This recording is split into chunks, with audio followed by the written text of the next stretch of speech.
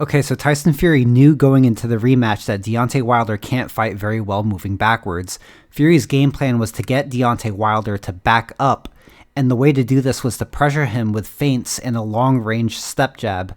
However, we look back at the first fight and we notice almost the same thing. Fury tries to attack Wilder with feints and the jab, but Wilder doesn't back up. So what's the difference?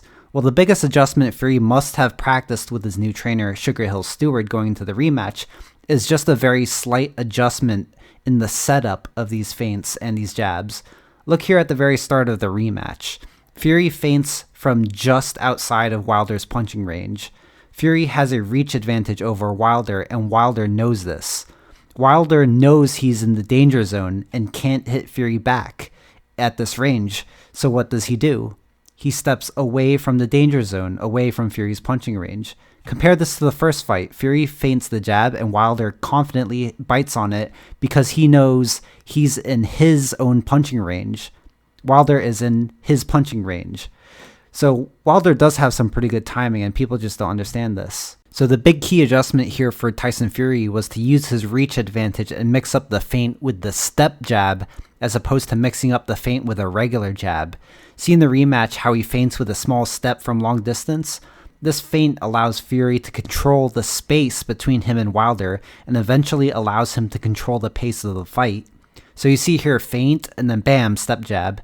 He's feinting from outside of Wilder's punching range, so Wilder can't counter them. Then he shoots the step jab. Back to the first fight, Fury feints without the small step in because he's already in Wilder's punching range, gets countered. In the rematch, feints with a small step from outside of Wilder's range to make it look like a step jab, and Wilder backs up because he knows he can't reach him from this range. Fury does it again, and this time shoots the long-range step jab. This goes to show how such minor details in how something is executed in boxing can lead to big changes in how a fight plays out. I didn't really go into much depth on this on my film study of the rematch because I just went and rewatched this first fight and just noticed this.